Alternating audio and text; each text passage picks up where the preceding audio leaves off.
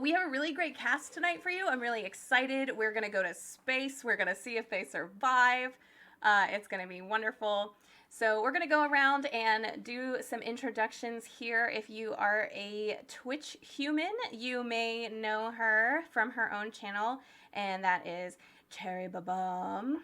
And Cherry, why don't you go ahead and introduce yourself and tell us a little bit about your character? Hi, I'm Cherry. I will be playing Sally. She's non-gender conforming, non-liking of people, but has to for money and survival. We love to see it. Yeah, kind of derpy, weird scientist. Is this where you wanted us to read our yeah, so things? One of the most important parts of O2 is each character has a set of 5 character traits that they will be able to bring into conflict resolutions so that they can get a little bonuses from those. And then it also just helps describe their characters. So why don't you go ahead and tell me Sally's 5 traits? She's dexterous, book smart, intuitive, hilarious, and void. Yes, the void. Void is our trait for being unsettlingly leaning towards the supernatural. If you're a fan of Powered by the Apocalypse, you may be familiar with the phrase, open your mind up to the psychic maelstrom. If someone is void, they've probably done that once or twice in their life. All right, moving right along. So if you are a fan of nerdlesque, burlesque, and just nerd things in general, you might know them. This is Kit Vicious. Hi everybody, I'm Kit, and I will be playing the engineer, Rochelle Donahue Fitzherman, aka Roxy. She is a very happy-go-lucky individual who happens to have lost an eye and 3 fingers over the course of her journey as an engineer, but she doesn't let that keep her down. She is charismatic, agile to an extent, resilient, intuitive, and hilarious. Awesome. Look, if I've learned anything from watching Star Wars, it's that there is no OSHA in space. So, I mean, it makes sense. It makes sense to me. All right, so continuing on our introductions, if you are a fan of tabletop role-playing games and you live in the Seattle area, there's a 50-50 chance that this guy has taught you something about some game or another, taught you how to how to be a GM. I like to call you a GM coach, Brad. I feel like that I'm just gonna make that brand stick for you. It's gonna happen. So Brad, why don't you go ahead and introduce yourself? Tell us a little bit about Manny. Hi everybody, my name's Brad, and I'm playing the captain today, Manny De La Cruz. This is definitely not my first time on a salvage mission, but hopefully it won't be my last. We can always hope. Excellent. Yeah. As far as his character traits, he, him for me, and also for Manny. As far as his character traits go, we've got resilient, level-headed, intuitive, hot, and intimidating. I should point out, that's like hot. Like, the ventilation inside these ships is not great. Are you like intimidatingly hot or hotly intimidating? We'll let the viewers decide. Yeah. All right, and last but certainly not least, you may know him from, he's a friend of mine that I convinced to come do this. Zach, why don't you go ahead and introduce yourself and your character? Hi, my name is Zach. I am a cell biologist for a living. Played lots of tabletop games. Over the course of the pandemic, I somehow ended up in like 4 or 5 Dungeons and Dragons campaigns at once. Living the dream. Living the dream. I'm going to play Ralph tonight. Ralph is the security officer. I had envisioned him as sort of a Mike Ehrmantraut type of Breaking Bad fame. He's very tired, but very competent. He's seen it all a couple of times. He's hoping he can retire in the very near future, and it seems like that dream is going to be in jeopardy this evening. You are absolutely correct. And what are Ralph's 5 character traits? Let's see. Ralph is beefy, agile, intimidating, resilient, and sensible. Excellent, excellent. So to fill everyone in a little bit about O2, you'll see it in action shortly, but the game system is based around percentile mechanics, and each of these traits are able to be tagged in to give people a bonus to their chance of success. Uh, each character also has a weapon of their own design, and you will get to see a little bit more about those when we get there. And last but not least, just to be transparent for the audience, fill everybody in. Our table safety that we are including this evening, we're using X cards if we need to, or if people don't have a card, we've got the X because we're on camera, as well as using red and yellow as safe words. And my personal table safety rule is if you have a real world emergency and you have to get up and leave the table without explaining, you say the word Poughkeepsie. So that is our table safety that we are employing this evening. I like to be super transparent about that, and I also want to let the viewers know that this is kind of a rated R sort of game. There are themes of body horror and space violence. Is what I had kind of just described it as. If you can watch Alien or Aliens, you'll be fine here. And as always, my games never include any form of sexual violence or animal cruelty, because those are big no-nos for me. Yay! So, without further ado, we are going to be getting started. Now, the key mechanic in O2, of course, is that you are on an away mission in space, and so you have limited oxygen. And that means that the game is actually played on a timer. This whole game came about because I had an idea one time and I said, I wonder what it would be like if, you were playing like a heist game or something, but there was a timer on it. Like, how would that change people's decision making? So I wrote a whole game about it, and it's been really great. I want to give a special shout out to all of the wonderful people that have helped me playtest this game so far and have created super awesome artwork around it. It's just been super duper wonderful, and I just really like special shout out. Especially like Aliokis on TikTok and Twitter. I think they're Articus on Twitter, but we will roll some of that towards the end, as well as all my friends that helped me create some multimedia experiential fun stuff. Hey, there they are in chat. Hey, everybody in chat. I just want to really say a special thank you also to everyone who lended their voice talent to some of the atmosphere multimedia stuff that we're going to use later on, as well as my friend Justin Musso, who provided the video that we'll be showing you very shortly. So first of all, I want to show everybody, this is the ship that you will all be going towards. It's a very fancy GIF version that Aliokis made us, and I'm very excited. So this is the ship that the players and I will be referencing.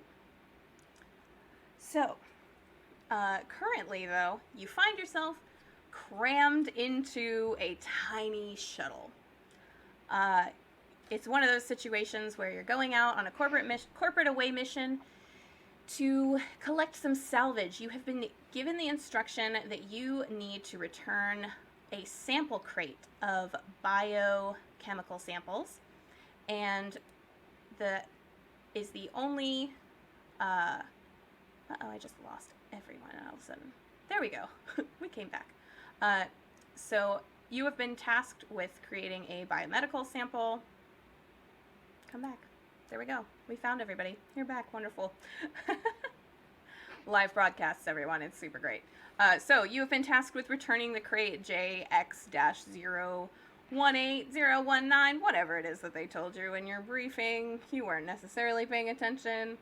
But you will have but you do have that exact number of being able to bring in this biomedical sample. And the only thing the company cares about is that you get this one crate and bring it back with you. You've been given 90 minutes worth of oxygen to complete this goal, and haven't really been told a whole lot else. You know, it's just supposed to be a milk run. Just go in, get this crate, get out, and it will, you'll be able to just go in, get one thing, come back out. Nothing could go wrong. Nothing could go wrong. So, of course, there will be, as you're sitting in this shuttle, facing these people that you have done missions with in the past, like not this entire group at the same time necessarily, but you're going to be basically knee to knee with these people sitting across from them. And of course, the shuttle pilot turns around as you are approaching the SS Simius, the ship that you will be salvaging. And the shuttle driver turns around and says, "Okay, by company mandate, I am now required to play the Phaedocorp O2 unit video. So we're going to go ahead and do that. Everybody sit tight." Greetings, valued employees.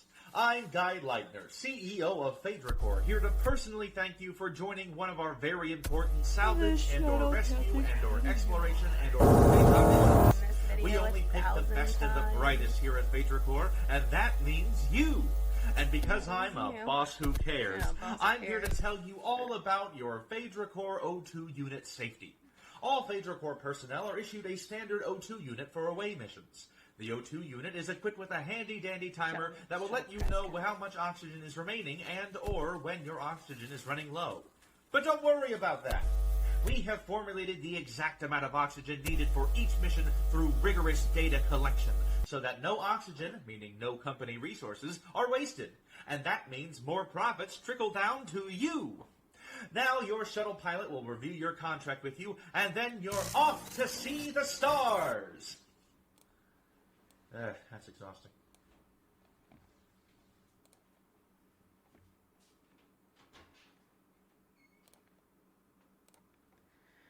All right, so there's your company mandated safety video. Any questions relating to that? You guys are old hat. You've all done this mission, but you've already done these missions, right? I think we'll be all right. Oh yeah, we got this. It's a good crew, solid crew. Yeah, you all seem like you're probably pretty old hat at this. No, yeah.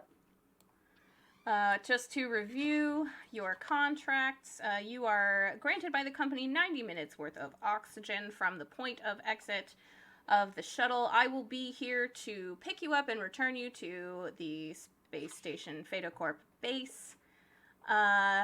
If you do not return within the allotted 90 minutes, you will be granted an extra 10 minutes. Basically, that's how much time we think it would take you to get here if you've run out of oxygen. So I'll wait around for an extra 10 minutes, but then I got places to go because I'm on a really tight schedule today. Also, just to reiterate, you are to retrieve sample crate JX19-08. It is to be returned to Phaedocorp. Attached in your log should also be a copy of a blueprint of the ship SS Simius. It went dark approximately 72 hours ago and drifted off course. There was no distress signal or SOS, so we are currently expecting mechanical malfunction.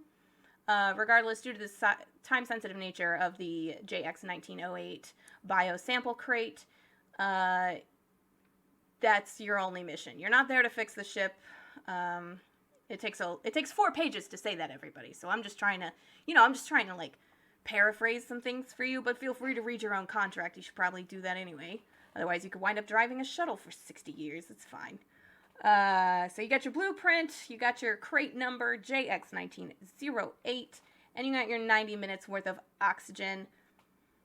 Any incidental salvage, I believe you can keep. Double check your contract, but that's usually pretty standard.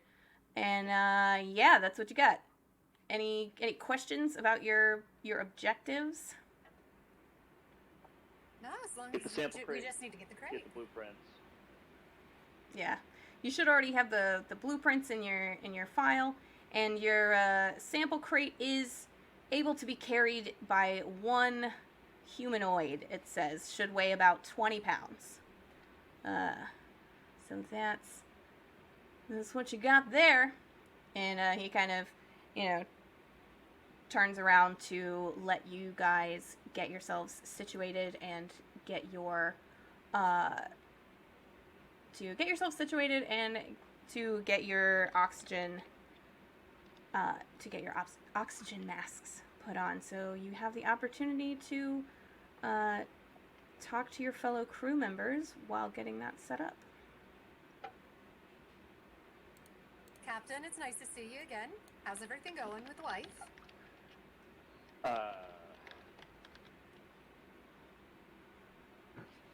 About that. She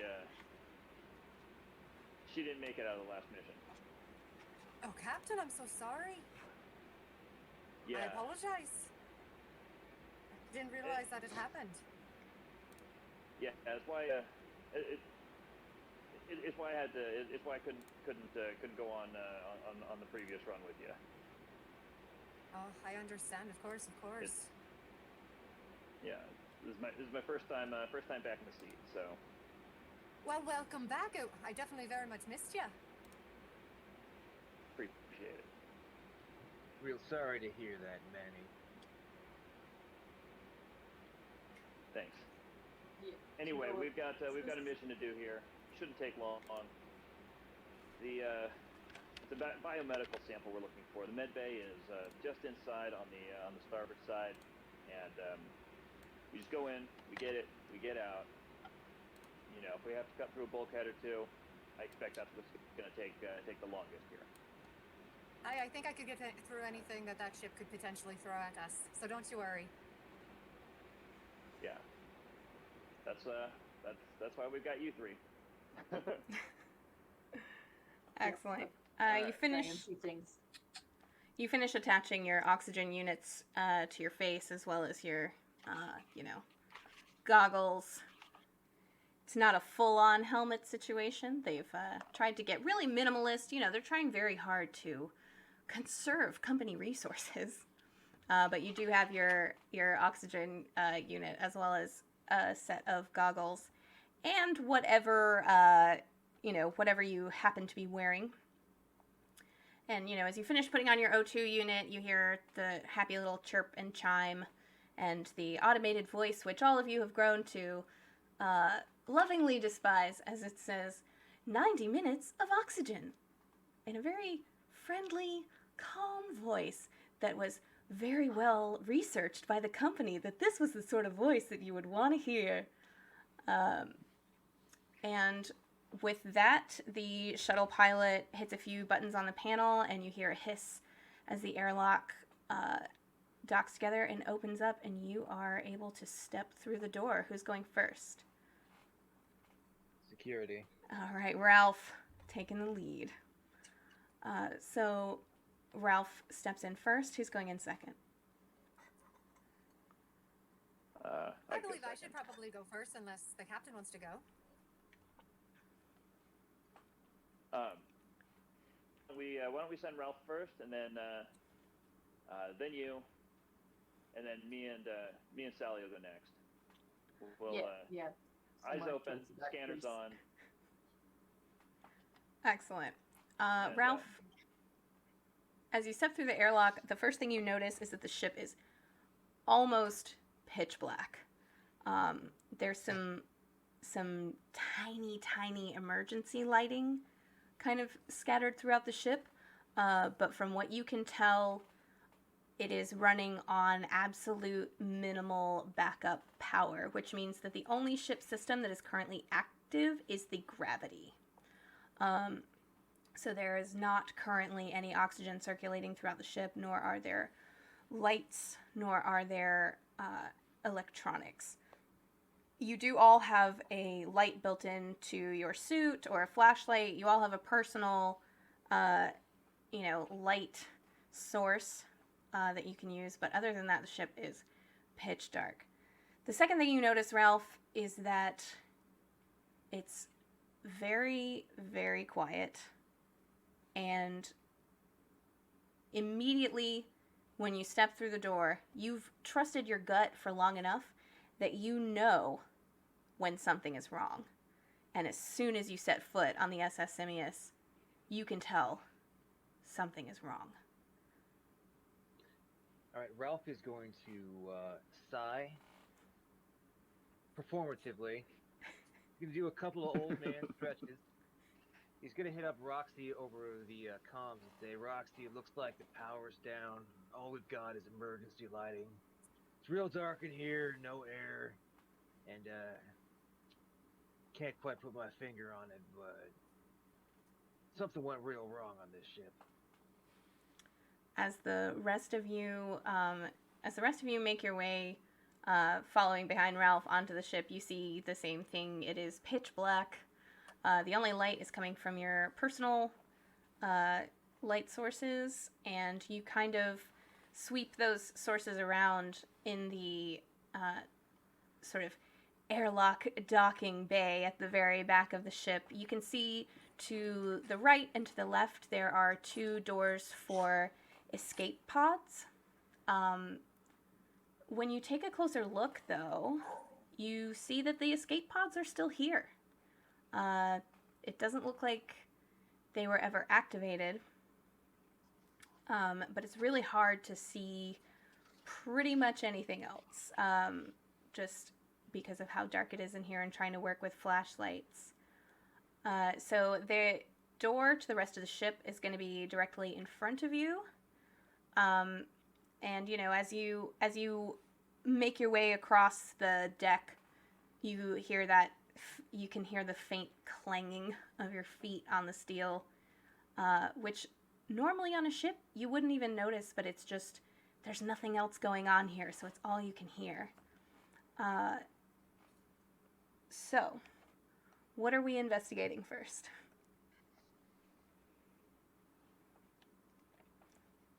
I think you're muted, Roxy. Well, Roxy, that's why we sent you in there first. Roxy would like to look around and definitely see if in terms of the lights, if there's any source of power located here, if there seems to be any damage to anything within this room that would maybe indicate use in or not use, or if it's been destroyed or anything like that. So you take your flashlight and you start to sweep it around the room, and you notice not only are all 4 of the pods, like all 4 of the escape pods are still here, it looks like none of the controls for them have been used, anything like that, which is a little strange because there's no people so far. Usually if someone was going to board your ship, you would go investigate that, but you don't hear anyone on the ship. As you continue making your way towards the door that leads to the rest of the ship, you can see that there is a control panel to open this door, but that it is an electronic control panel that does appear to be dead. The other thing that you'll notice is that there's, and you almost miss it, right? It's so minor, but on one of the walls there's this substance. It's kind of a dark, almost like a dark ochre color, and it's just a couple of flecks of it. And there's just a couple flecks on the wall next to the panel. Sally, just so you know, have you ever seen anything like this? It's pretty small, but definitely not part of the ship. Sally's gonna come over, take a look, maybe scoop up the sample to put in her pocket. Would she have any tools where she could see if it's animal, plant, or otherwise? Yeah, so you as the scientist would have you typically keep some sample collection materials on you, and you have kind of a basic space spectrometer situation where you can put something in and it can basically tell you this is, organic, inorganic, it gives you broad strokes, but you're not getting anything, and when you put your sample into your, your portable reader, it comes back and it lets you know that it is unidentified organic material.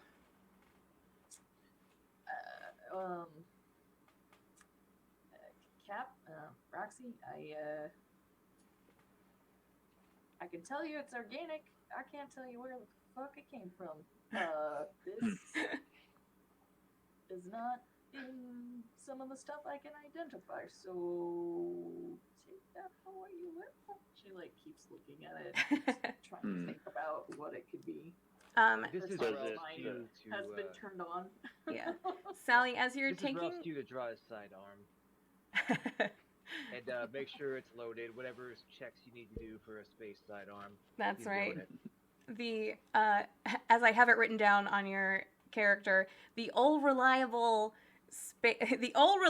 laser pistol. Sally, as you continue to investigate this organic material, it has a texture similar to a protein shake. You know how things are liquid, but they're also kind of chalky, like there's grainy, gross, like yeah. kind of thing. It's got a texture a little similar to that. It's not great. It's not great. I wouldn't get this on any of your stuff, by the way. It's pretty chonky. I don't know. You know that spacious they make us drink before we go out on it? It's kind of like that, but like dark. It's not nice. It's new flavor of Barium Crunch. Got it. Yeah, but So this, she holds up her thing. This would have identified that, so it's definitely not that. It's just the same consistency as that. okay. Does it react with anything? She would have already shined her light on it, I would have guessed. It does not appear to react to light, or anything like that. It's just kind of like residue, some kind of organic residue. No, it doesn't seem to be reacting to anything. It's just here. Great. While they're doing all of that, can Roxy go? Roxy is going to go and check out that control panel to see if there's any way to try to wire it to get power to it.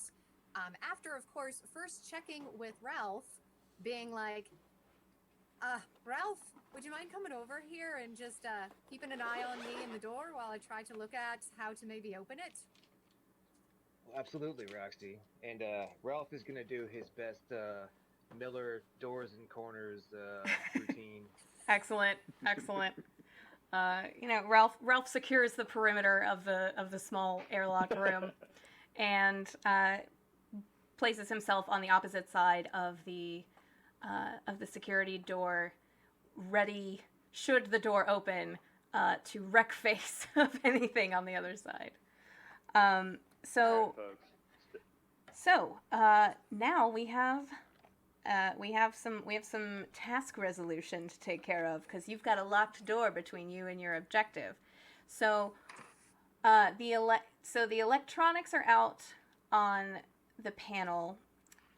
So you've got a few options for how you could do this.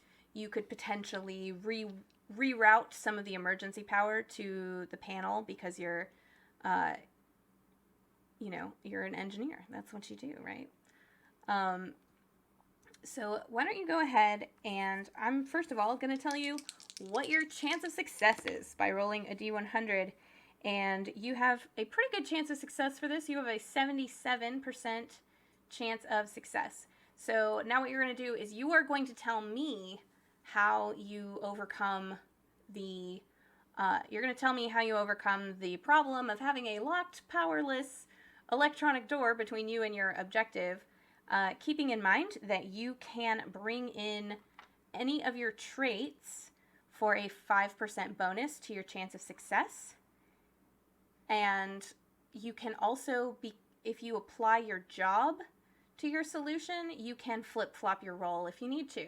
So the first thing I'm going to have you do is roll a D100 for me.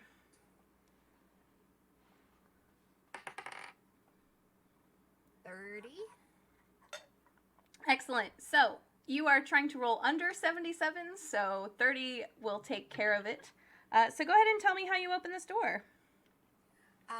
So I definitely open this control panel, and assuming based on the electronics and being familiar with this type of ship and just being familiar in general with how electronics work, I figure out where the emergency power is coming from and essentially kind of hotwire this this control panel to reroute the power that it was sending specifically to this room.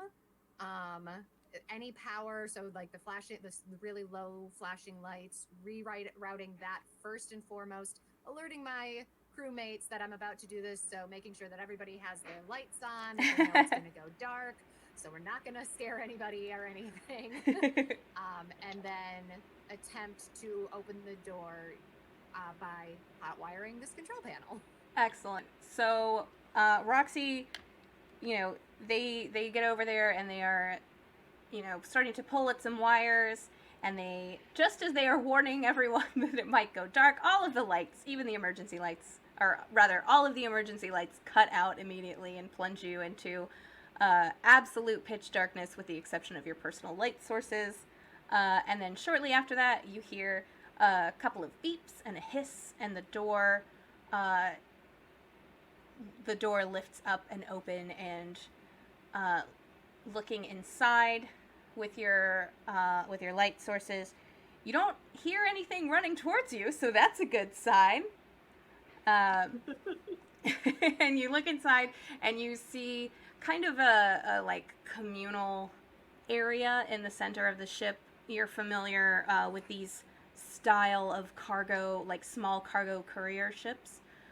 Typically have like a central hub, and then all of the rooms kind of go off from there. So you know that to your left is going to be the storage area, and that's where the crate is supposed to be, because everything gets checked in and scanned with scanners and put on the shelf, and it's like, a little mini warehouse that they carry around on their ship.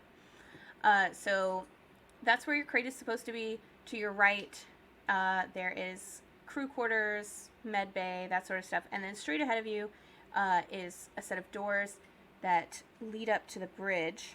And I am assuming that Ralph is doing his corners again, shining his light around.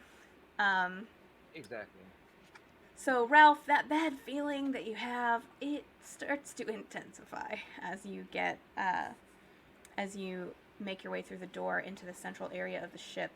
And immediately you notice that the doors leading to the bridge, the glass panels have been smashed out of them, and there's some damage to the doors.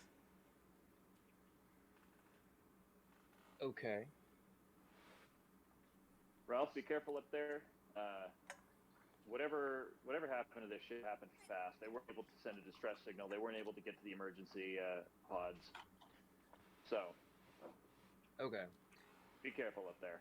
So when I take a look at the door and I look at the damage, can I get an idea of what caused it? It looks like a blunt force from the room that you're standing in, trying to get into the bridge.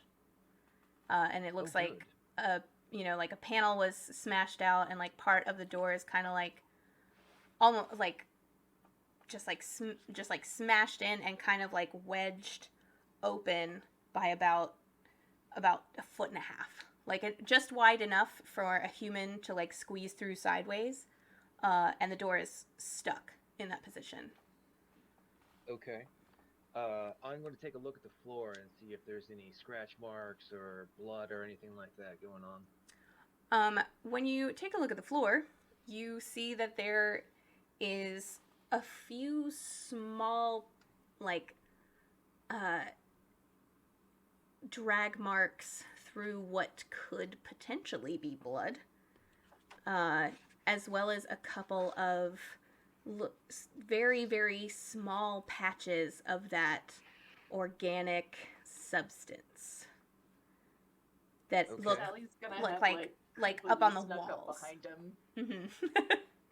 I'm just gonna be like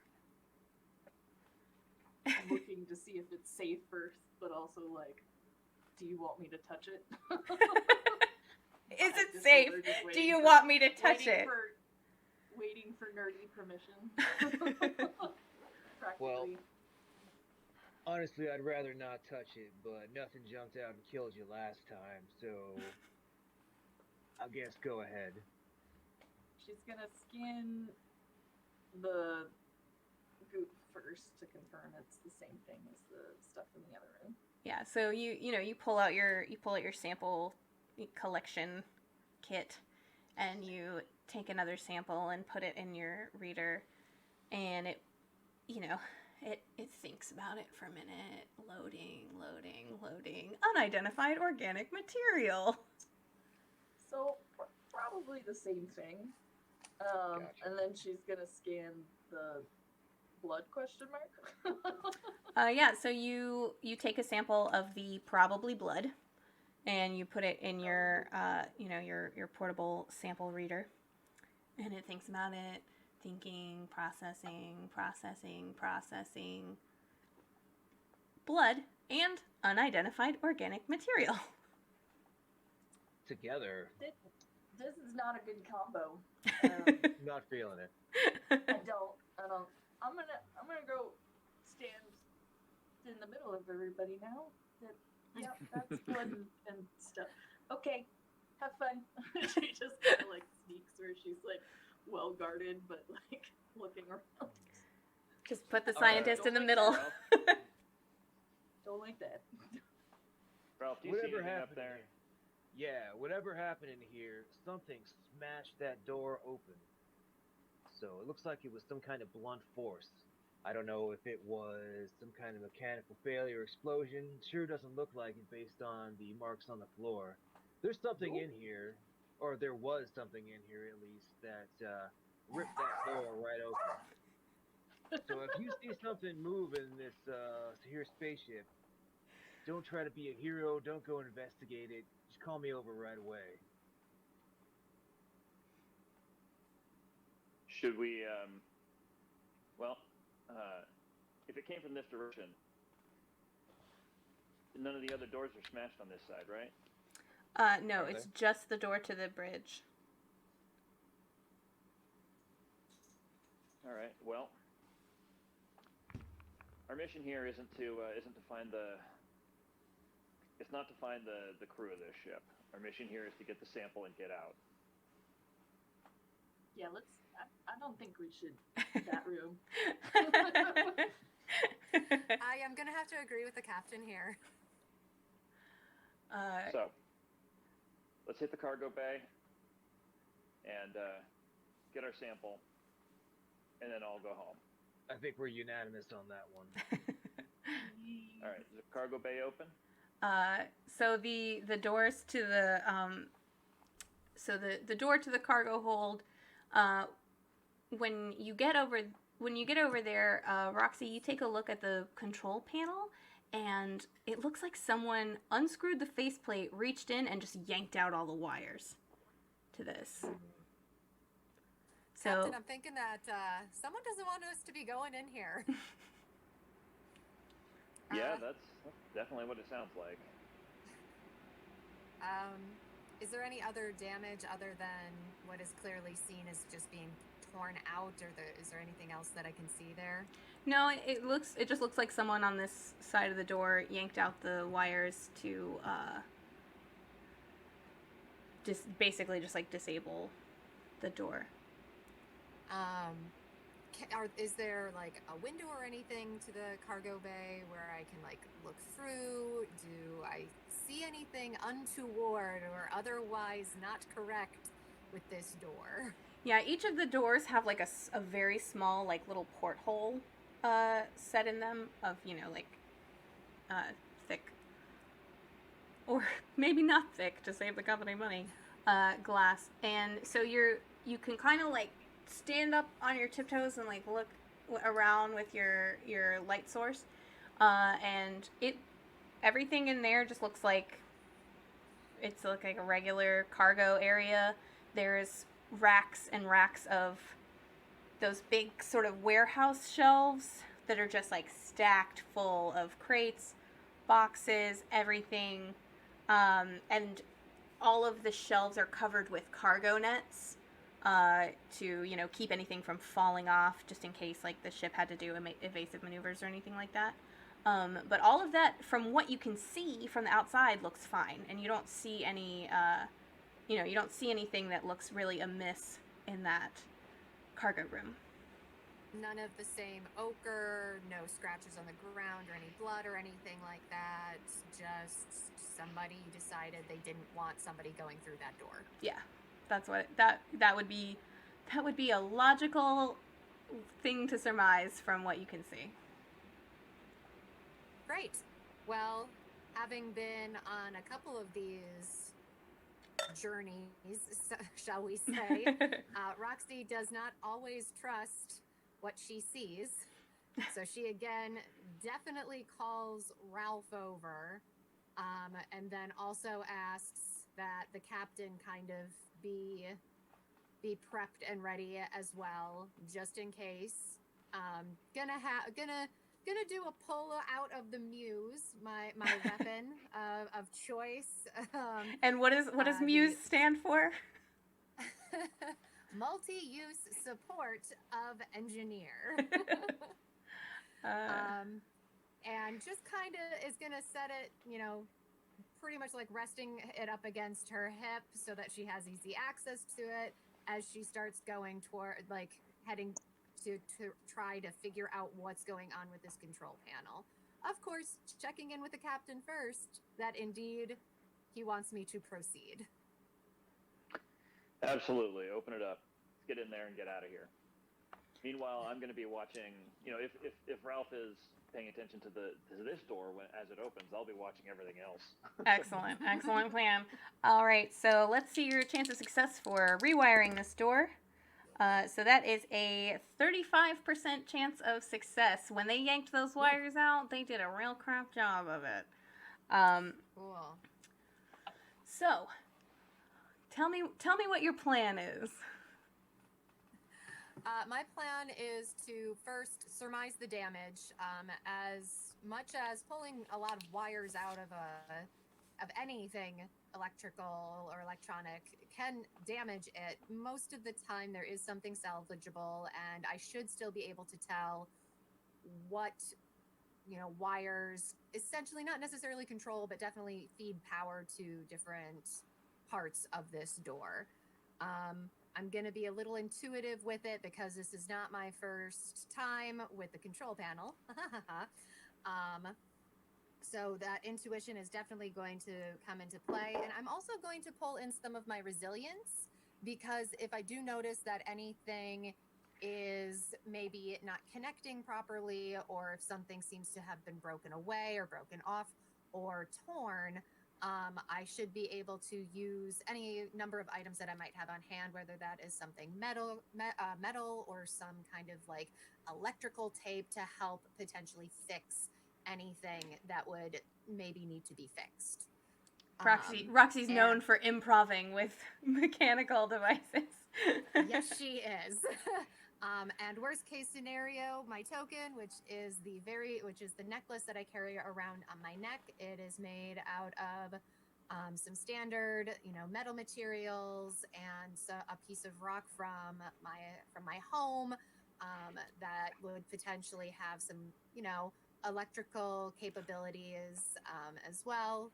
She is not beyond utilizing something like this and shoving it in and using it to get what she needs. Excellent. Go ahead and give me a D100 roll. Okay. I got an 11. Nice. So so that's definitely under. You had bumped your chance of success up to 45% by bringing in some of those traits. 11 is definitely under that. So you stand there for a couple of minutes, and you have to kind of, it gets really finicky, it gets really, really fiddly with it, but you are finally able to kind of like reroute all of the wires to where they are supposed to go, and as soon as you do, you're able to close the panel back up, put your hand on it, and then there is a hissing noise as the door to the cargo area slides to the side. All right, who's going in first? Ralph, doors and I corners. think it's Ralph. I think we all know it's Ralph. All right. Sally has somehow smushed herself between Roxy and Manny. Excellent. Like, definitely terrified. Definitely looking around like a loony bin. Excellent. All right, so Ralph, you step into the cargo area, and just like I had previously described, it is 3 rows of shelving with the cargo netting on it, and there's lots of different crates. But you take a look and you notice that they are labeled. So this is shelf A, B, C, D, all the way over to J. Which matches the crate's numerical designation, or alphanumerical designation. So from having done these salvage missions before, like how they organize these warehouses and things like that. So that it's probably going to be on the J block of shelves. And as you make your way into the room and you sweep with your light source around the room, the bad vibes intensify. Okay. And for just like a split second, you think you hear something.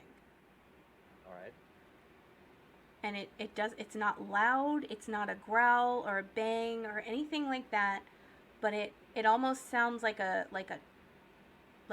tone, like a musical tone for like a split second, and it's gone. And Sally, you also hear a little bit of that musical tone, that split second, and it's like one of those things where you could completely doubt that you had heard it for real, right? But you hear just a split second of that tone, and then it goes away, and you're left with this like feeling of not being alone. Am I the only one that am I going crazy, or no? I don't. Never Yeah, I heard it. I don't know. I heard What's it. going on? Somebody heard it. Okay. Yep. Okay. There's. I don't know. I heard. It sounded musical. That doesn't make a lot of sense. But neither does the black chocolate stuff. Whatever it was, it's got my hackles up. Captain, you got your sidearm on you today? Yeah, I got her. All right. Sally is finagling her syringe into the gun. Just more so she can poke things. So, Ralph is gonna really do a thorough adult Mike Ehrmantraut job of checking the vents, checking behind stuff.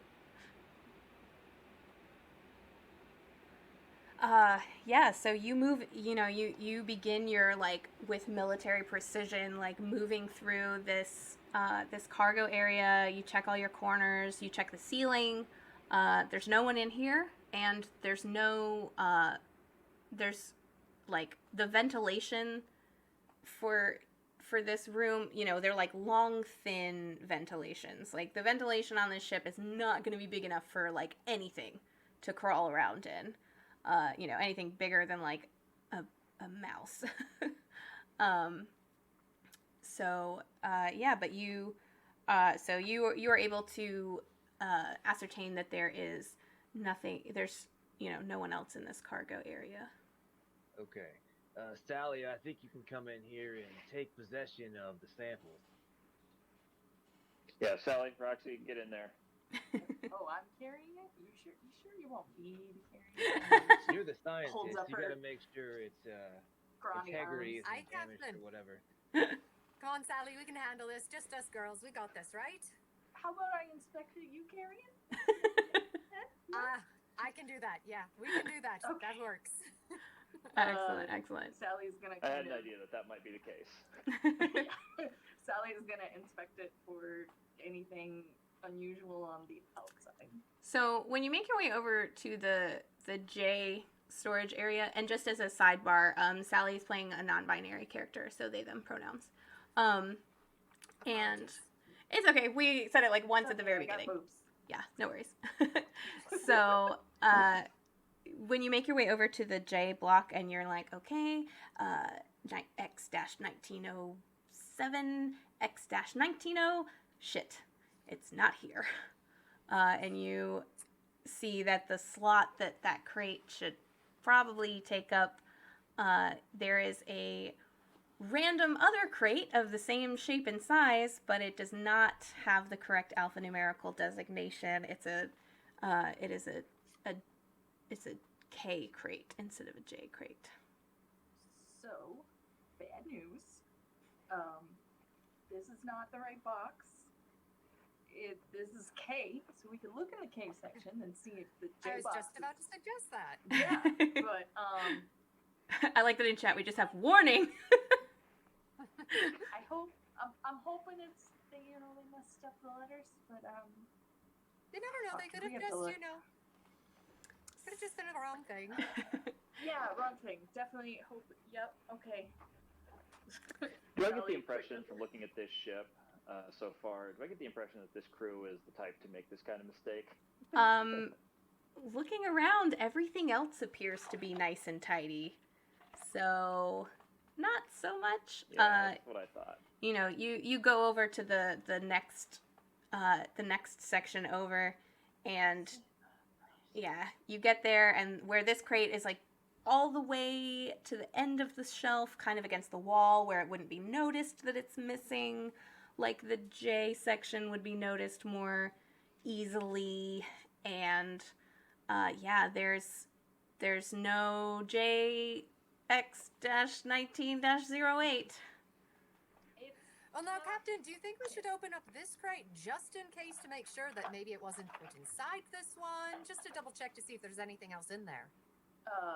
Can Sally measure it real quick because she's that kind of paranoid? Weren't we given the specifications of how big it was? Yeah, you were given the specifications. The K crate is roughly the same size as the J crate. It can't be inside it because the boxes are in the size of the thing. I mean, I don't want to touch anything in here that we don't have to touch. But, if you wanna, and she just kind of backs up towards Manny, like, All right. let her build All right, it. what Let do me they- stand back for a second. Ralph is gonna pick up a long stick or something and poke the box. Excellent. So yeah, Classic. Conclusive. classic. Ralph, you find one of those like grabby sticks like you would use to take shirts down at a retail job, that people use for unhooking the cargo nets from the tops of the shelves. So you get one of those little pokers and you aim it very carefully, and you poke the crate, and nothing happens other than a crate gets poked. Got it. Always worth checking. All right, Very open it up. We're gonna scientific. feel real stupid if we if the samples are inside that thing and we didn't check. It's entirely possible it's just mislabeled after all. Alrighty, who's opening the K crate? Supposed to open the thing, but, Let's go with beefy resilience, I guess, right? All right, beefy resilience, Ralph Lasinski. You lean down, and you've got like all reliable aimed at the crate just in case, and you reach down, and you input the the key code for K crates, and you open it up, and this is definitely not the crate of samples. However, it is a crate This crate has geological samples in it instead of like biological samples. It's got fancy space rocks in it, Gotcha. and they're all in their little Sally. jars, little sample jars. Sally's eyes are gonna get big. It's the wrongology, folks. The wrongology. I'm gonna put this near the door because I mean they said we could take other stuff. Right? I want this. I want this one. If I could get maybe just 1 or 2 rocks, that would be lovely. Excellent. Okay, I'll sort the rocks. None of those rocks are a dark Alright, ochre but color, I mean- are they? No, it all appears to be Still worth checking. Mhm. just Alright, it's coming out of your Delta V budget, so fine. yeah. So you're able to close that case back up, and it's a smallish case. It weighs like 10 pounds. But you're able to close that up and bring it with you if you want. Totally fine. All right. Alright, well, What's we next? don't have You can like strap it in a backpack or something. we don't have a ton of time, so why don't we check out the med bay? If I was looking for biomedical samples and they weren't in cargo hold, perhaps they're in the med bay. Alrighty.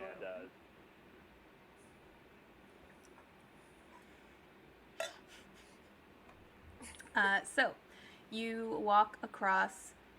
So you walk across the main hub of the ship to the medbay doors, and when you get there, the control panel is surprisingly intact. However, you do see the bloody handprint next to it that it was pretty kind of faint and smeared, so you didn't quite catch it with your light source the first time you were scanning the area. Of course. But it looks I don't have to functional scan that if you one. can power it. That's what I'm not interested.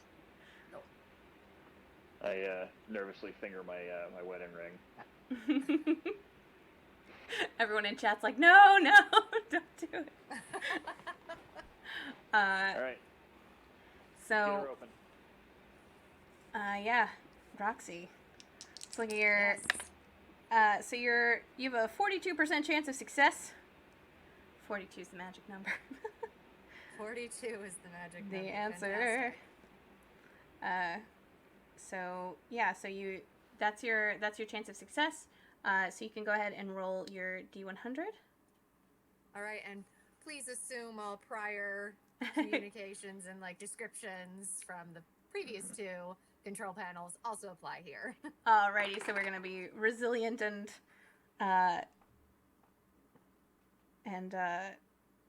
And intuitive. Intuitive. And That's the one. yes. But I rolled a 28, nice. so still doing good. You're good. At this point, this is like the third one you've done. You're like, click, click, click. It goes over here.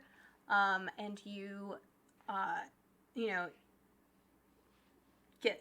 hotwire the power over to the panel. Put your hand on it. I would like also to note that, same setup as before with Ralph Boom right there. Got Muse next to me. Sally's, shoved, out in the corner, just keeping an eye out. Yeah, with I got Sally. captain. Don't worry about it. Yeah. Just Cap- want to state that because dang. Captain is on Sally detail. All right, yeah. So the door Safety of my crew is paramount. the door slides open with a hiss, and you turn your light source towards the med bay, but you also can see that some of the emergency lighting for the med bay is still on, given that this is kind of like when the power starts diverting, like med bay is kind of the first place it would usually go. Or the last place it would leave. So and it's there to show you a very disturbing sight. So you look into the med bay, and there's blood. There's unidentified organic material. There's a surgical tray set up next to the kind of like operating table / couch / bed. It kind of all has to be one piece because it's a small ship. And and there's a surgical table set up next to it. The surgical instruments are in complete disarray. There's blood everywhere. It looks like somebody tried to do surgery with a blender. And some smears of the unidentified organic material on like the walls in a couple places and the floor, and the cabinets have all been opened and ransacked. It is a disaster. It is a mess. And in case anybody's wondering, that's not how the tools go. Over. exactly. Yosef, what happened in here? Yeah, and there's no body though. There's no people in here. Just we found a lot of blood for not finding things that blood belongs to. yes. Ellie's like firmly behind Manny, just like poking her up with her face. Yeah. Yeah, I'm like going into the med bay now, Yeah. like looking around, what indeed the hell happened here? What is this? What the? Yeah, it was an attempt. That's all I'll say. Yeah. It was Probably a failed I mean, attempt. you don't know. It could have been a success for whoever was trying to do it. Maybe this is exactly what they were trying to do. I guess it Yeah, depends on that's their why. intention. Somehow you've made this even worse. Yeah, this is not how any of this works. Right? Unless it's real bad. It's You real have bad. 45 minutes of oxygen remaining. How many 5 minutes? 45. 45. So we need to. All right, folks. We gotta Check pick this room. up the pace here. Yeah. Yep. So let's let's find what we can in here and move on. If the samples aren't here, we gotta go. Aye, Captain. So all four of you move into the med bay? I'm going to go ahead and stand by the door just in case. Excellent. So we've got a little bit of a lookout started. So all four of you move into the med bay. It's a small room, so it's kind of tight quarters, but you all begin, trying to sort through all of this stuff that's been kind of thrown everywhere, and like it literally looks like someone threw open the cabinets and just started grabbing stuff and chucking it, like looking like for something frantically. And so you continue to kind of sort through all this stuff because there's crates of similar sizes, but so far you're not seeing the crate that you're looking for. You're not seeing the sample crate. However, as you continue your investigation,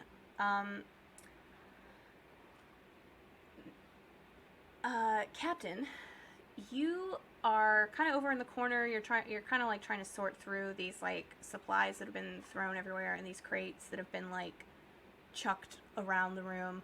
And you, as you're digging through stuff, find a broken. I mean, there's a lot of broken like test tubes and kind of things and syringes and samples. Like there is a lot of broken glass in here.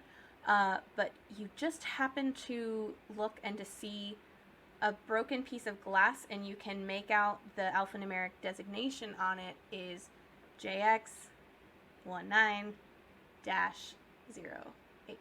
Oh no! All right, everybody, we've got a bigger problem here. Huh? Sally, I think your samples, your unknown organic material, hold up the fragment.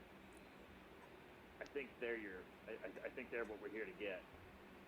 She's gonna scan the broken tube or material on it. The tube is completely clean. Like disturbingly clean. Well, whatever was in this, either she looks around the room into something, or is you can't put whatever's in a vial in your pocket usually, so I don't know. Roxy's gonna poke her head in. Could it have been a gaseous material, perhaps? I don't think I'd be able to smell it. Would my scanner thingy detect any leftover residue of anything else? If you activate your scanner for like airborne Mm-hmm. chemicals or particulates or anything, when you activate your scanner, it picks up some a whole lot of nothing. Probably not, but can't really confirm that. But I can't find anything on this thing. She's gonna put it like in a plastic bag and then put it in her pocket. All right. Hey, it's proof that whatever your thing was probably fucked us up. We may need this as proof of we tried to do the job, so I'm just gonna wraps it up and puts it in her Very backpack. reasonable. Yeah, so you'll put Yep. the broken sample container in like yet another sample container, and you're Take able to pictures with our. stash it. Yeah, you've got stuff to record. You've got stuff to record your findings of your mission. So like you can occasionally you can essentially take photos or audio or what have you. Yeah, I figured that if I'm the captain, I'd probably have, like, that's one of my responsibilities is, Yeah. Take notes. Perfect. Absolutely. Love it. Jam jars as sample jars or bust. I literally have one right over there. Excellent. Oh my goodness. All right. It's fine. right. What's next? Well, Sally, do you think there's anything else we can find in here? I don't see anything. I can't even tell what they were looking for. I think we're gonna have to go into the room we don't want to go into. Well, there's also the crew quarters. Mm-hmm. No, it's true. If we can find something in the crew quarters that will We only have suffice. like she looks at the timer. 40 minutes should be. We have to check everywhere. Yeah, but divide and conquer, or like. I don't think divide and conquer is a great idea, Okay. in my professional opinion. I'm gonna go ahead and agree with Ralph. Let's get going. Yep, then we gotta move quick. So, All right. not dilly-dallying. You make your way to the next door over to the door to the crew quarters, and given your 3 successes in the past, we're gonna go ahead and say that Roxy is able to get the door open, no problem. Because surprisingly, there was nothing weird about this door; it just didn't have power to it. But no blood stains, no ripped out wires. Crazy. And so you're standing there, you're kind of hot wiring the panel there, Roxy, and Sally, you hear like do do do do. Did anybody hear that? What was that? direction is it coming from? It's the only thing I heard was, directly behind you, kind of where Manny is standing. Manny, did you hear that? The beep. She tries to do it. No, Totally. the only thing I heard was Roxy working. And it was Captain, is everything all right back there? I heard look a noise. around. That's all. Do I see anything horrible? no, you don't see anything horrible. No, everything seems fine here. Carry on. Aye. And with that, you slide the last wire into place, close the panel, put your hand on it, the door hisses open. And the crew quarters is pretty standard. It's like 2 sets of bunks. There's like enough space for 4 crew members. And it's there does not appear to be any carnage leftovers in the crew quarters. There's photographs and little tchotchkes like tacked up on the walls, so you can kind of see some of the photos of the crew. You'll notice that for a ship this small, like there aren't separate captain's quarters. All 4 of them basically have to share this small room, but it's it gives you pause for a second because all of a sudden you have this window into these people's lives. And, you know, you can see, like, above one bunk, there's a photograph of, you know, two people, like, arms around each other and smiling. Like, they're obviously, you know, like, together. Somebody else has pictures of, like, them, you know, like, climbing, like, a rock face in, you know, some, like, kind of industrial gear. You know, there's, like, one that just has, like, a bunch of, like, mathematical equations, like, in progress, like, taped up, you know, that kind of stuff. And so you see these little, these, you know, tiny little indicators of these, you know, of these very real, very, you know, people's lives that lived on this ship. But you don't see anything out of the ordinary. Each bunk has kind of like a footlocker, like, situation, like, in the wall where people can, like, store their stuff. And there's, like, a little tiny table at the back that has, like, a game of cards set out on it that looks like was interrupted in the middle. Space spades. Yeah. Space solitaire, space spades.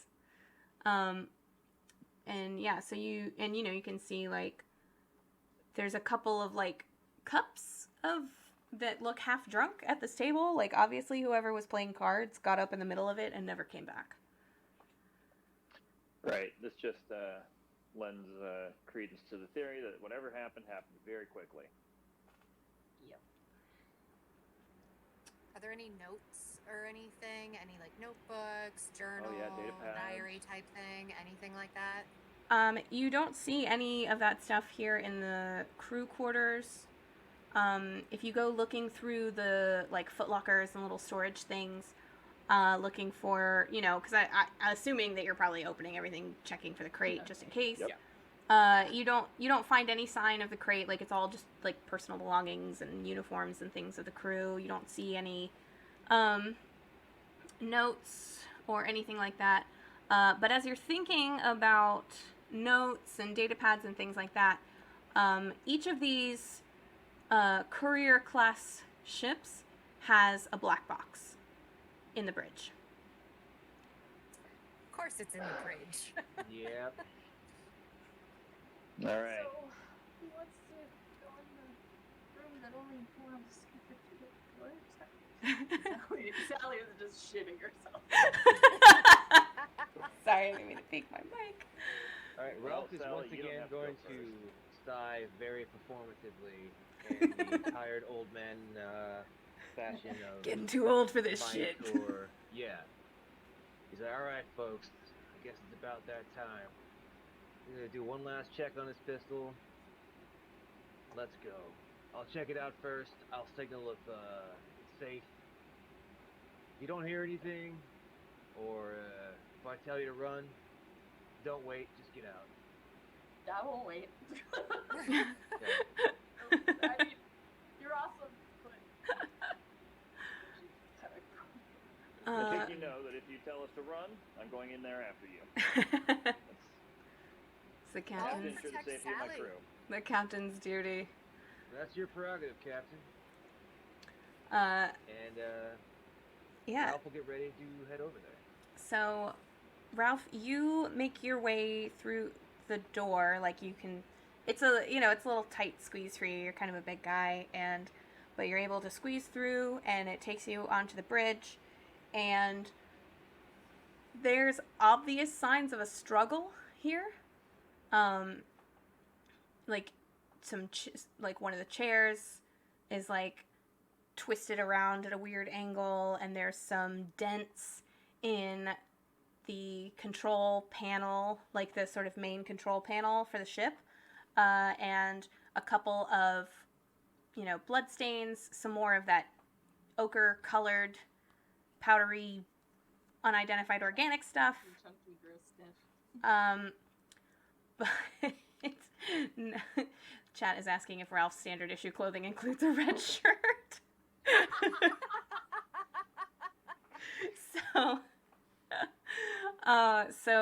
So you make your way in. You can see these signs of a struggle.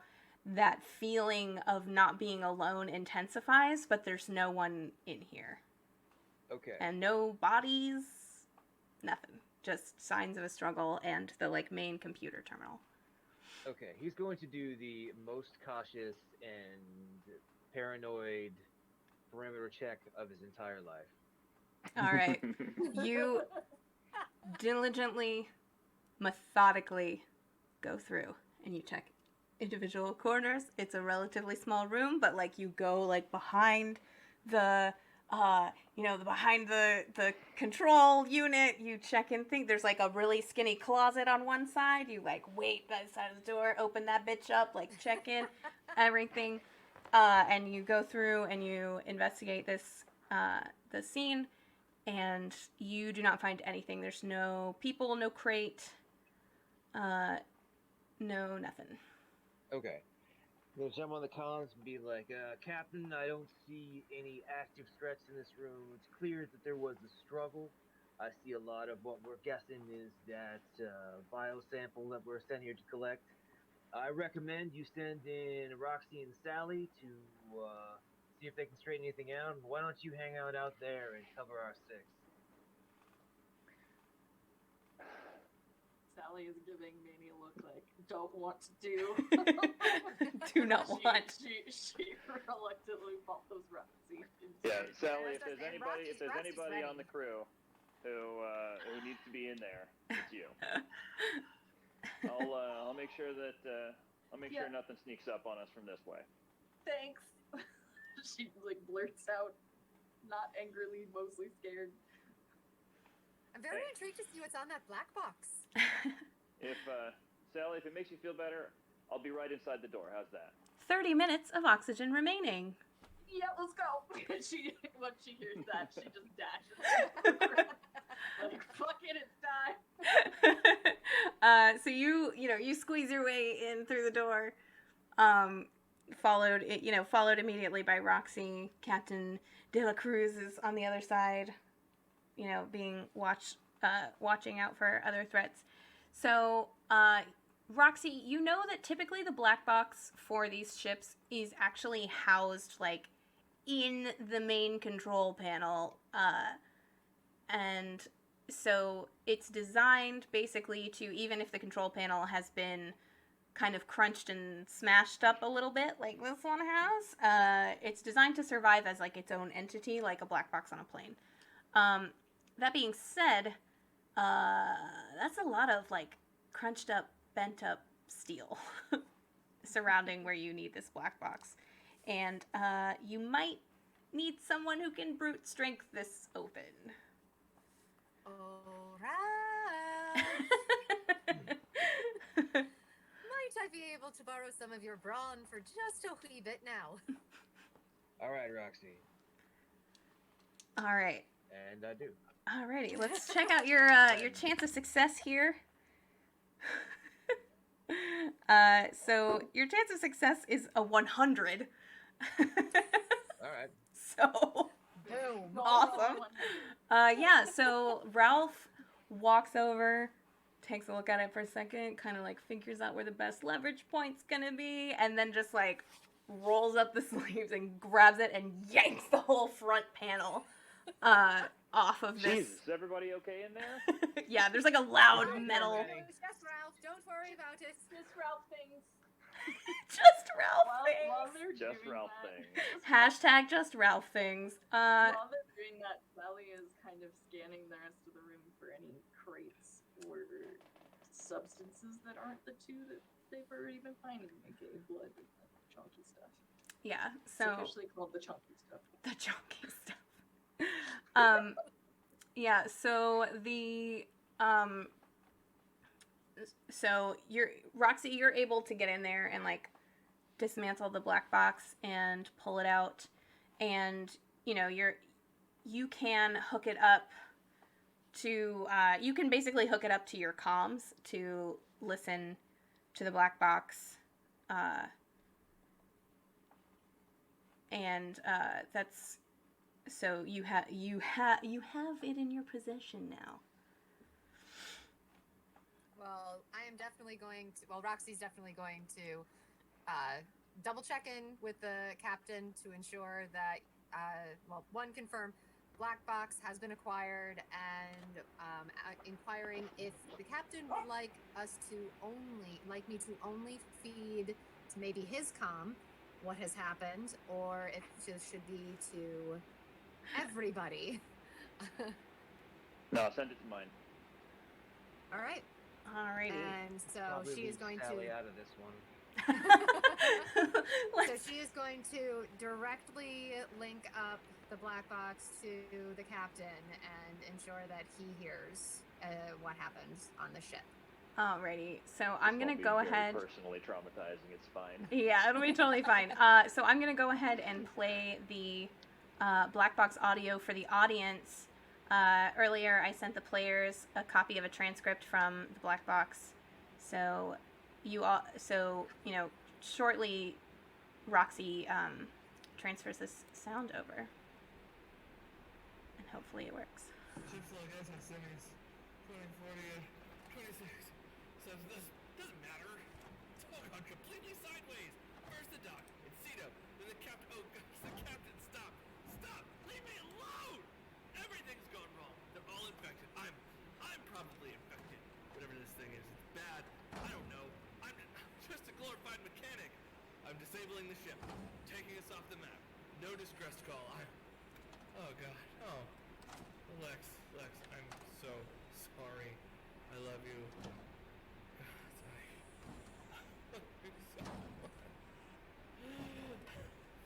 Oh, no one can find us. Can't let this out. If you're listening to this on the ship, it's too late. Tell Lex I love them. I'm so sorry. Ensign Bram Silva, signing off. Ship's log, SS Simeons, 204-726-62. Captain M. Williams reporting, we are at code red. And that may be too late. Fuck. 43 days until retirement and I have to deal with this? I just saw the doc cough up spores, blood. I don't even know. Coughed it all over Sidorov. Never stood a chance. I've locked them both in the engine subcompartment. I couldn't get the case away from the dock. Broke 2 fingers and still couldn't. It's just not right. There was singing, tones. I'm not sure. It was the dock, but it wasn't. I can still hear the singing. Ship's log, SS Semays, 204-726-061. Captain M. Williams reporting. Ensign Misha Sidorov has been sequestered to the below-deck storage until we can decide what to do with them. Ensign Sidorov was caught attempting to steal a partial sample from Theta Corp biological cargo. Currently uncertain as to whose jurisdiction this even falls under. Of course they had to break it. We could have just put it back and pretended like none of this ever happened. Now we have to worry about biological contaminants. Bioprotocol Orange has been initiated, but given that we're not all hacking our lungs out or melting into puddles of goo, everything seems to be normal. The doctor is studying the sample to ascertain if red protocol is necessary. 44 days until retirement. Captain Williams, signing off. After that last transmission, it continues on to kind of more normal day-to-day stuff. You can tell that the log is kind of reverse chronological order. Were you able to hear / read that? Both, actually. Awesome. All right. Yeah, it was pretty fantastic. All right, I get on the comms. All right, everybody, make sure your seals are up and fully functional. And hey, Sally, you're gonna want a full decontamination when we get back to the facility. Oh yeah. Once we're Sally. back in the thing, I can just put me in a box. It's fine. Yeah. No one is to touch Sally's unidentified material. No one is to touch Sally. She like looks at him like, what the fuck? Yeah. Sally, you hear Stare right back at her. you hear a couple of those tones again. Just very softly. Okay, you had to have heard it this time. Nobody. I didn't hear it, but you know who Roxy did? takes a very small step away from it. Very, very small step. Sally is gonna try to make the noise over and over again. She's like losing her shit, legit. The crew of the Okay, maybe Simians another heard step. that before they all went crazy and killed each other. So Another step. Chat says, anytime you mention retirement in space, you are just asking for it. now we I don't just want. wanna get out of we here, don't- please. Yeah, that's what we all want. We've only got 20 minutes left, so let's. Captain, what about the sample? Don't we still need to find the crate? Oh, the crate was smashed in an altercation, and unfortunately, I think that unidentified organic material is our sample. Mission accomplished. Then we can leave. Let's go, please. That black box is important evidence. There's one important thing that we have to check out, though. We got to find the engine room. No. So, no, Roxy, you no. know that the engine subcompartment is back in, like, you access it through the airlock room that you were in when you first got on the ship. There is basically a trapdoor in the floor. I relay that information to the captain. Great. Chat's like, no! Ralph, keep an eye on Sally. Me and Roxy are gonna go check out the engine subcompartment. You got it, Captain. So, quick question. When we were looking around the med bay, was there, like, PPE in there? There were, like, assorted PPE, like, some gloves. There was probably, like, one suit that you could put on, like, those, like, paper suits with the little... but nothing particularly, like, industrial grade. Gotcha.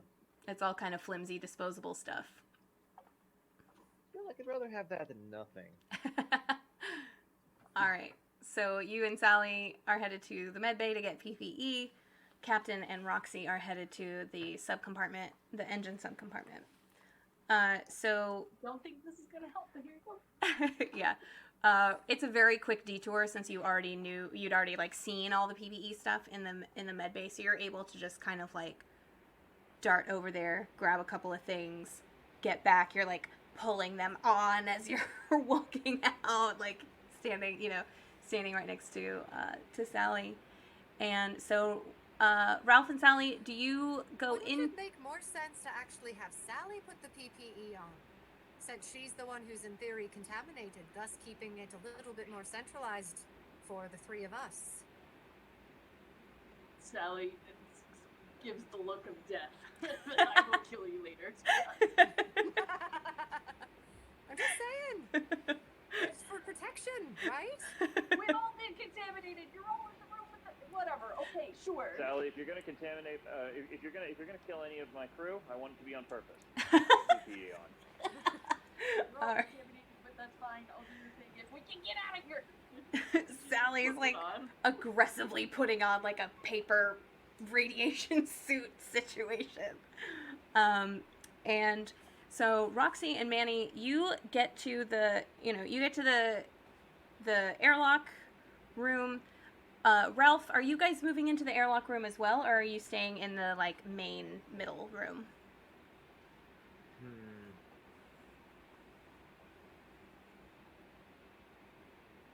I think I should probably go in the airlock room. All right.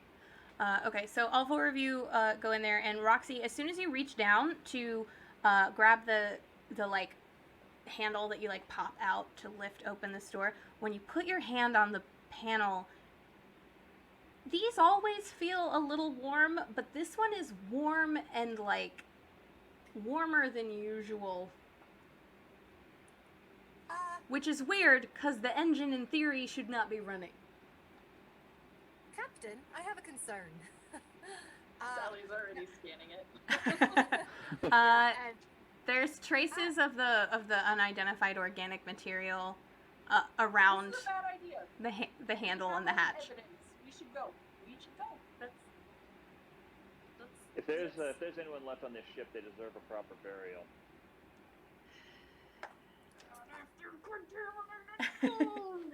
She like looks. I get my knife and Mhm. use it to pry open the hatch. Yeah. So you put your you put your deck knife in there and kind of you're able to like pop the pop the mechanism to the side, and you lift. Is it like a slow lift or is it like a throw it open and back up? Definitely throw it open and back up. Awesome.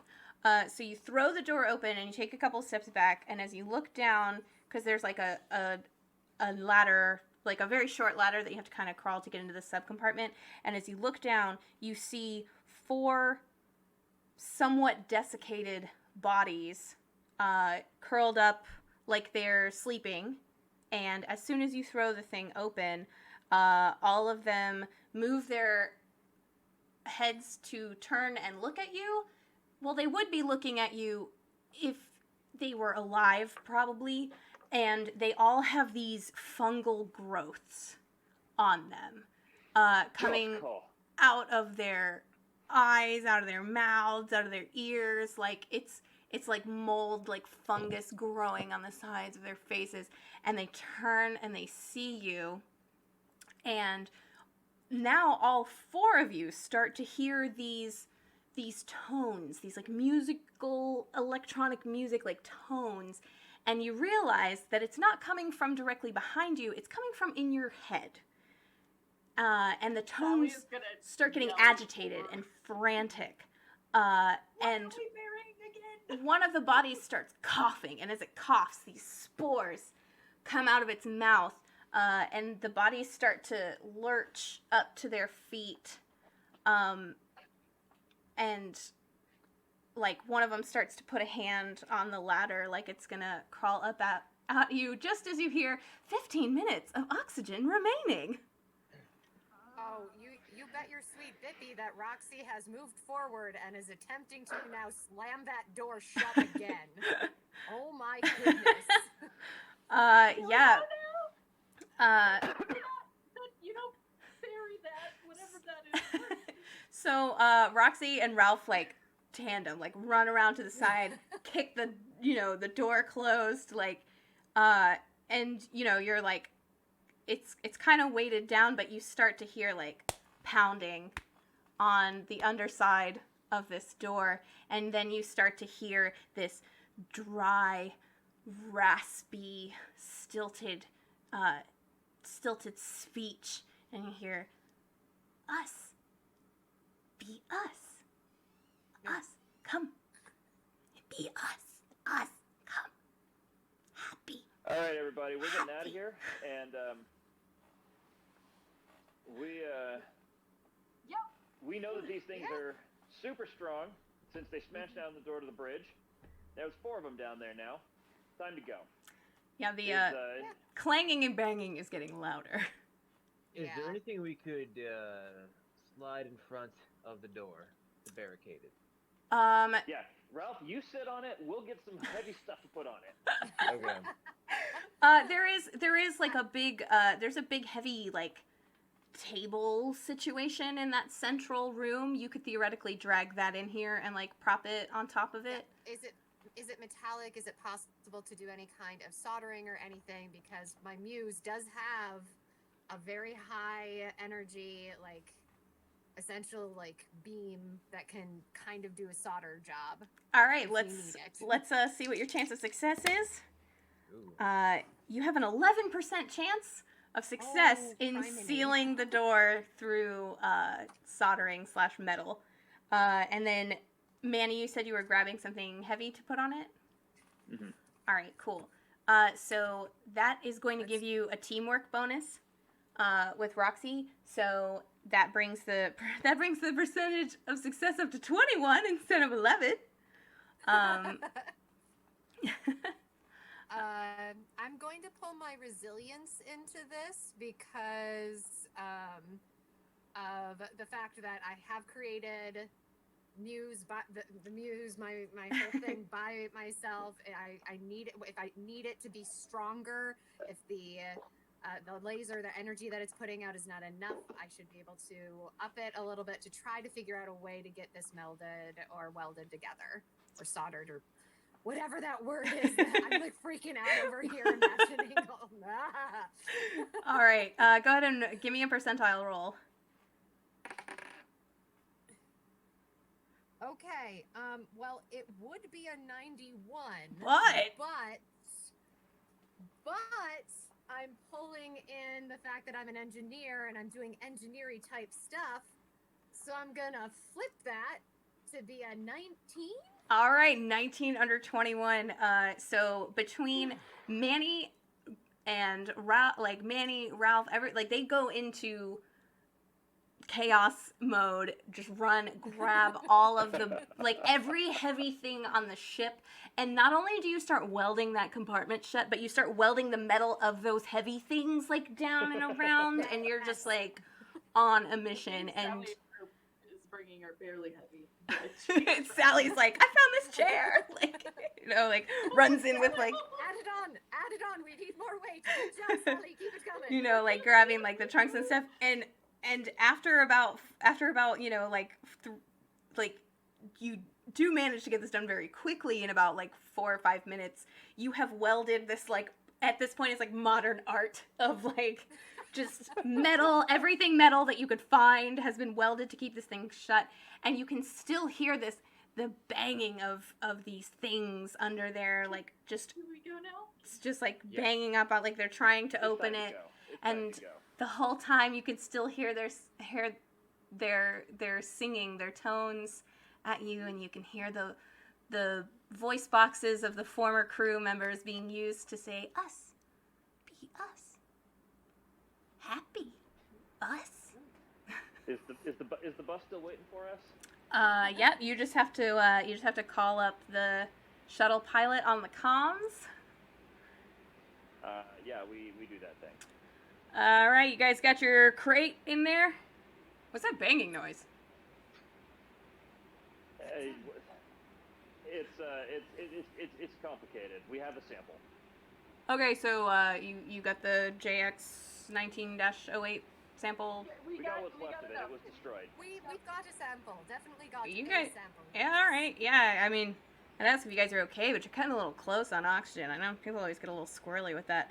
All right, go ahead and give me 30 seconds to get the airlock calibrated here. Do. You hear Take your time. Take your time. No rush. Totally fine here. Everybody stay calm. It's fine. We'll, Sally has attached herself as close to Ralph as he will let her get. We're gonna get in the detox as soon as we get back to the station. Clang. And everything's gonna be fine. Clang. And about that time, the airlock hisses open on the Simius end, and you're all able to rush in. So Sally, do you bring the samples that you collected of the material with you, or do you? What do you do with those samples? They are ink containers in her backpack or pocket. Okay. Assuming when she gets back, she would probably seal them in a crate. Okay. Yeah. So you go back you get back onto the shuttle. The airlock hisses behind you. You're back in this cramped. It's the size of what are those Econoline vans? It is a small, tiny shuttle. And you guys get in, and you're sitting across from each other, and you're really cramped. So once you get in there, the timer stops. because you are back to where there is oxygen, and you're able to take off your masks. So yeah, you get in, and the Definitely not going to do that. Yeah, I might yeah. point out I was that gonna say, it's not a great idea to take the masks off just yet. cool. So your shuttle pilot is not wearing any kind of mask. Hey, I'm going to tell him to. Well, probably a good idea to get seals up, buddy. What? Was there like an issue on the ship as he Yes. starts like Yes. putting his? Seal your face now. There's an Oh. airborne particulate contaminant. You didn't tell me there was biocontaminants before I opened the airlock. I have protocols for that. And We were going in to get a biochemical crate. What did you think we were coming back with? Yeah, did you read your stuff? No? Like, Sally is mad at this. Sally is like, done. I'm a scientist. I'm over it. Over this bullshit. Just shut myself out in this.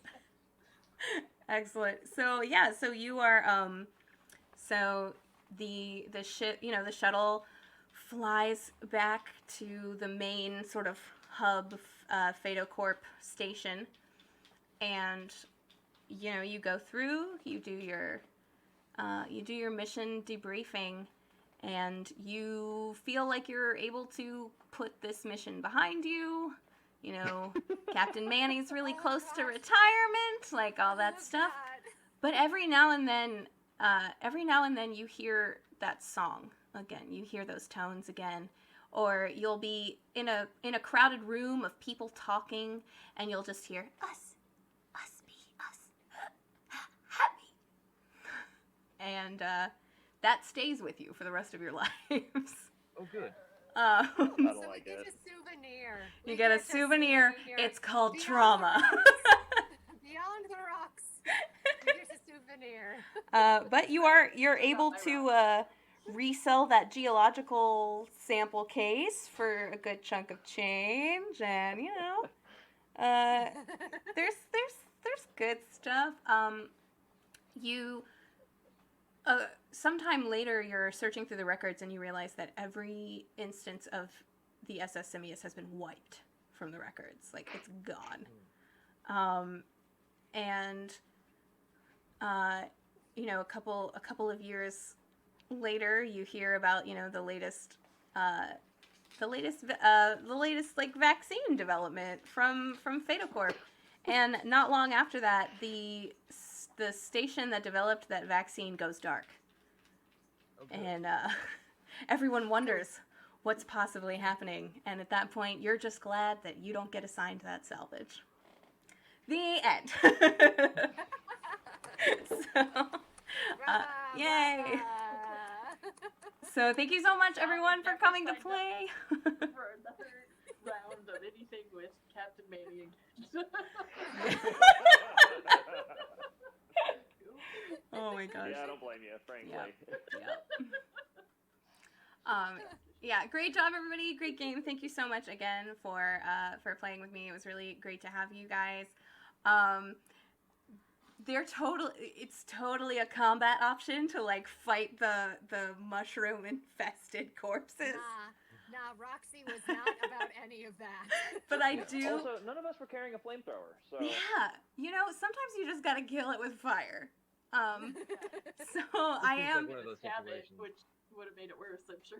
Oh yeah, and it's interesting because this is, I think, the first instance where the solution to the horrible, or one of the few instances of the solution to the horrible mushroom-infested mummy corpse space awfulness is to just slam the door and nope. So the only winning move is to not play. It's true. Yes. So it's totally fine in genre because we played the whole rest of the horror scenario properly. Exactly. There was lots of methodical checking around. Love it. It's great stuff. You can tell I am a fan of Aliens and Dead Space and all that good stuff. Dead Space is one of my favorite things that's ever happened. Yes. So good. That whole genre of space horror. But yeah, so O2 is going to be available May 12th online. and slightly earlier for that for anyone who is on my Ko-fi. It'll be available there first, and then it will be published elsewhere. And if you just follow me, Dottie Vox, on Twitter or here, or I have a public Discord server called the Basement Game Lounge. And so if you follow me anywhere there, you'll be able to get all the information on that. I will be sure to talk about that. And thank you so much for putting that link in chat. You're the best. So also, I just want to give my wonderful crew members here a chance to plug their upcoming projects. So we're going to start with Cherry. Cherry, what you got coming up? Oh, I know you stream. Yes. And do tarot Check me out. readings on stream. Yes, I do tarot readings on stream. I'm getting back into roleplay. Hype. Random games as well. And I will be selling stuff soon as well. So make sure you hit me up on Twitter, CherryBobomb7, Cherry Bobomb on Twitch, and most other places. Awesome. And Kit, what have you got coming up? So I recently joined an online kind of burlesque / performance community called Velvet Review. Ooh. They have a variety of different performers throughout the literal world. Every Monday they have a show featuring one to two new artists and 2 like veteran artists, and they're super fun. Violet and Selena are fantastic to work with. They'll do like interviews with you as well, and it's a really great time. You get to see everything from burlesque performers, pole performers, fire performers, belly dance, just a variety of kinds of circus and aerial, and it's amazing. So go check that out at velvetreview.com. You can find me under Kit Vicious. It is subscriber based with limited options for non-subscribers. Awesome. And then my next actual big project is an Azkaban cell block tango. So it's fantastic. I actually do the singing voice for Peter Pettigrew, aka God. Wormtail. Yes. I'm here for it. Then it's great. And then I also will be dancing as Sirius Black, and it is marvelous and amazing. Like you get to see all of the Harry Potter villains and heroes, and it's just a ton of fun. And that will be posted up on Nerd Dom's Universe. That's Nerd Dom, so Nerd Dom's all one word universe on YouTube. And there will be announcements about that soon, as well as Pan's Peter, a totally tubular adventure. That'll be coming out on there as well. It's Peter Pan in NHIEL, Never Have I Ever Land. And it's set in the 80s. It's super fun, super ridiculous. Oh my god. So yeah, check out Nerd Dom's Universe on YouTube. I love it. I love everything about it. All right, so Mr. Brad, you got any fun projects coming up? I know, aren't you involved with PaizoCon? Absolutely. I'm running 6 games at PaizoCon. Dang, all right, 6 games. Yeah, all 4 days. So if you're looking for some Starfinder, that's what I'll be doing. If you Nice. need more outer space stuff, got plenty of that. The sessions that I'm going to be running on PaizoCon range from intros for brand new players to high-level experienced stuff, and everything in between. So if you're interested, PaizoCon is Memorial Day weekend here in the United States. It's the last weekend of May. Everything is on Pacific time, so it's a little late for East Coast people, but they do have stuff running 24 hours a day. Dang. I'm not doing any of the overnight slots, but I do have stuff every time slot from morning, afternoon to night. So I've got plenty of PaizoCon stuff going on. Dorothy mentioned her. And there's hundreds of games happening at PaizoCon. Oh, as well. yeah, So it's- if you can't get into one of mine, which are likely going to fill pretty quickly, if But definitely initial try and get it interest on is one of any- Brad's because he's a great GM. Yeah, thanks. You can find me at whatever's listed here on my name. Brad At Russell Meridia or Creative. Meridia Creative. Mhm. Yep. My name's on everything. So yeah, definitely try to get into my games, but they're likely to fill up. So just keep mashing that refresh button till it lets you in. Awesome. And then otherwise, Dorothy mentioned that she's got a public Discord server, and this is actually going to be the first public announcement that I'm making about this. But I'm going to be running a drop-in D&D game, 5e, on that server.